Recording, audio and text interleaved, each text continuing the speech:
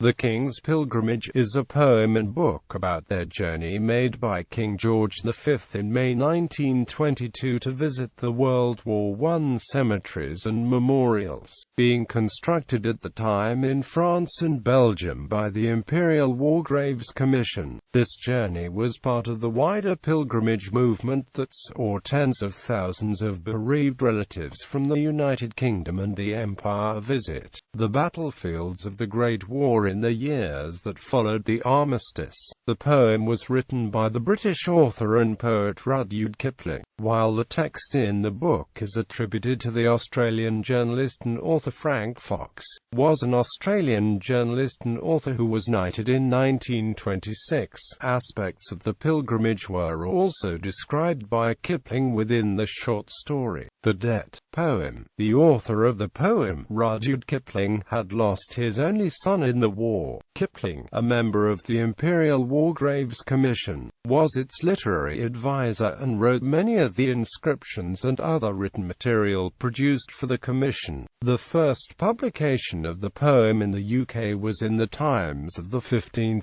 May 1922, while the poem also appeared in the USA in the New York World. The text of the poem includes references to Newport and four Red Rivers, said to be the River Somme, the River Marne, the River Oise and the River Yser, which all flow through the World War I battlefields. The poem also talks about a carven stone and a stark sword brooding on the bosom of the cross, referring to the stone of remembrance and the cross of sacrifice, architectural motifs being used by the commission in the cemeteries. Kipling's poem describing the King's journey has been compared to The Waste Land by T.S. Eliot, published later the same year. In her 2009 paper, Joanna Scutts draws comparisons between the structure of the poem and that of a chivalric quest. She also considers the pilgrimage as an interpretive context for Eliot's poem, stating that, seen through Kipling's poetic lens, the King's exemplary pilgrimage became as much romance quest as a religious ritual, and suggests that Kipling's poem blurs the line between conservative, traditional commemoration and the anti-establishment modernism represented by Eliot.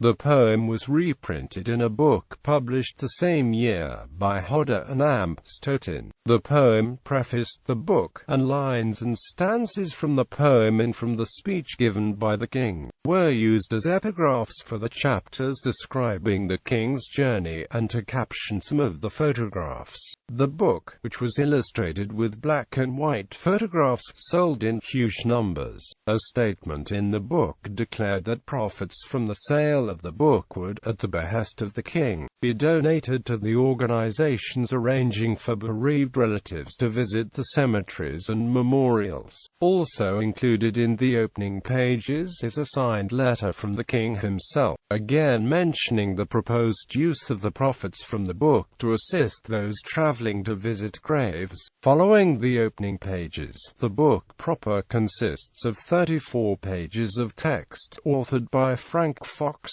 divided into 4 sections, with 61 black and white photographs illustrating the book. The book ends with the text of 2 telegrams and a letter of thanks sent by the King following his return home. Later reprints of the poem included its use in the opening pages of The Silent Cities, a guide to the Commission's war cemeteries and memorials in France and Flanders, published in 1929.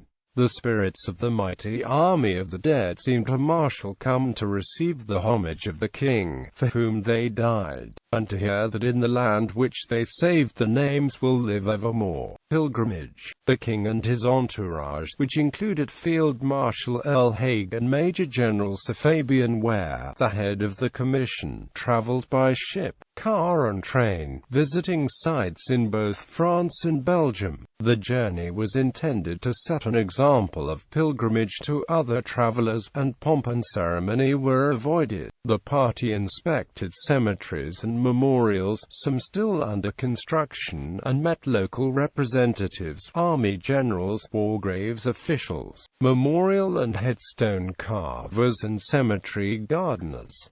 During the journey, memorial silences were held and wreaths laid. Visits were made to graves of soldiers from all the imperial dominions, as well as India. The sites visited on the journey included Etaples Military Cemetery, where the king laid flowers on the grave of a soldier following a personal request that had been made by the soldier's mother to Queen Mary. At Notre-Dame-de-Lorette, a burial place and ossuary for tens of thousands of French war dead, the king and Haig met with Marshal Ferdinand Foch, who had led the French army during the final year of the war.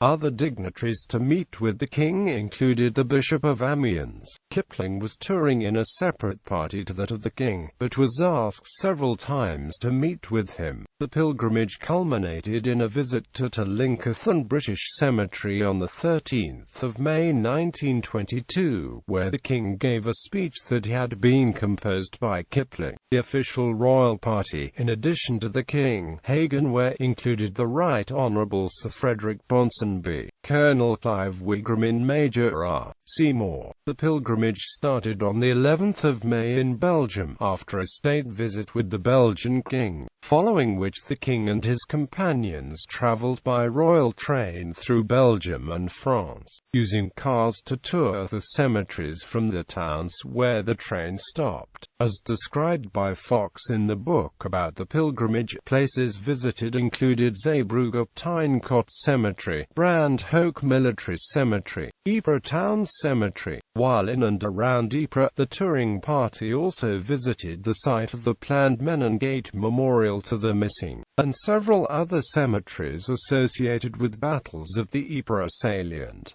Crossing to France, the royal party stopped for the night at Vimy. This place was not yet the site of the Vimy Memorial that would later be built there, but recalling the battle fought here, the king sent a telegram to Lord Byng, at the time the Governor-General of Canada, and during the war the commander of the Canadian forces that fought at Vimy. On the 12th of May, the pilgrimage arrived at Notre-Dame-de-Lorette to pay homage to the French war dead. As with other locations visited, this site was not yet the location of a memorial, but as at the Menengate. The design for the memorial structure to be built here was shown to the king. After this, the route of the pilgrimage passed nearer through places on the battlefields of the Somme offensive, with many cemeteries being visited. On that evening, the king was greeted by the Bishop of Amiens at Piqueny. After journeying back towards the French coast, the night of the 12th of May was spent at Etaples at the mouth of the River Canche. The final day of the pilgrimage, the 13th of May, started at Etaples Military Cemetery, where the king, at his request, met representatives of the Imperial Dominions, P.C. Larkin, Sir James Allen, Sir Edgar Bowring, and representatives of Australia and South Africa. The next visit was to Meerut Indian Cemetery, meeting General Sir Alexander Cobb, the representative of the Secretary of State for India. The final visit was to Lincolnton British Cemetery to carry out what was described by Fox as the crowning act of homage. Lincolnton British Cemetery is located high on the cliffs of Boulogne, from which it is sometimes possible to see the white cliffs of the English coast. A fleet of French and British warships awaited the king to escort him home, but first, joined by Queen Mary, he visited the graves of the British war dead. Along with Haig, the royal couple were joined by Earl Beatty and General de Castelnau, along with other dignitaries, including the cemetery architect Sir Herbert Baker. After visiting the graves, the king laid a chaplet at the Cross of Sacrifice, and together with a guard of honor of French soldiers saluted the dead to begin a 2-minute silence. Following this, the king, facing the Stone of Remembrance, delivered an eloquent and moving speech composed by Kipling, which made reference to the nearby column commemorating Napoleon Bonaparte. Here, at Tillinghast, the shadow of his monument falling almost across the graves, the greatest of French soldiers, of all soldiers, stands guard over them, and this is just for side by side with the descendants of his incomparable armies. They defended his land in defending their own. This was followed by a speech in French by General de Castelnau, referring to the sea breeze bringing scents of England from across the Channel, and pledging to guard and honor the British dead. More wreaths were laid by de Castelnau on behalf of the Anglo-French Committee of the Imperial War Graves Commission, and by another French general for the French army. The concluding ceremony centered around the Stone of Remembrance, draped with the British flag, before which the Queen laid another wreath. The French Guard of Honor lowered their standards, and buglers of the Coldstream Guards and Grenadier Guards sounded the last post, bringing the pilgrimage to its end. Short story. A description of the pilgrimage is also present in a short story by Kipling called The Debt, which he wrote some years later and which was published in 1930. The story is set at the time of a serious chest infection that affected King George V in November 1928. News of the King's condition was broadcast to the nation and the Empire on the radio, and the story depicts the subsequent conversation and storytelling that takes place one evening between a 6-year-old boy, the son of a doctor at colonial prison, and his carers for that evening, a household servant and one of the prison convicts. Among the stories told is one related by the convict, a tribesman and former soldier, as told to him by his colonel. In this story, the convict describes the ordering of the construction of the war graves and the pilgrimage undertaken 6 years earlier by the king, and when all was done, and the people of the graves were laid at ease and in honor, it pleased the Padishah to cross the little water between Belay and Frangistan, and look upon them. He gave order for his going in this way. He said, "Let there be neither music nor elephants nor princes about my way, nor at my stirrup. For it is a pilgrimage. I go to salute the people of the graves." Then he went over, and where he saw his dead laid in the multitudes, there he drew rein, there he saluted, there he laid flowers upon great stones after the custom of his people, and the old women and the little, staring children of Frangistan pressed him close, as he halted among the bricks and the ashes and the broken wood of the towns which had been killed in the war. The rest of the short story features further description of the pilgrimage, including a specific incident inspired by Kipling's own experience on the pilgrimage. In the story, as presented in The Debt, the king travels to one of the war cemeteries where a British general is waiting to greet him. Although still recovering from an illness, the general had removed his overcoat and was waiting in his uniform in cold weather. The king told the general to put the overcoat back on against the cold, and warned him against a named illness that the general might otherwise contract. This leads to the central theme of this short story, as the convict and the household servant, a devout Muslim, attempt to forecast the outcome of the king's chest condition. They note that the king had forenamed in 1922 to the disease that would strike him in 1928. From this, the convict concludes that the king's kindly actions towards the general had saved the general's life and led to a blood debt that would be repaid by the king recovering from his illness.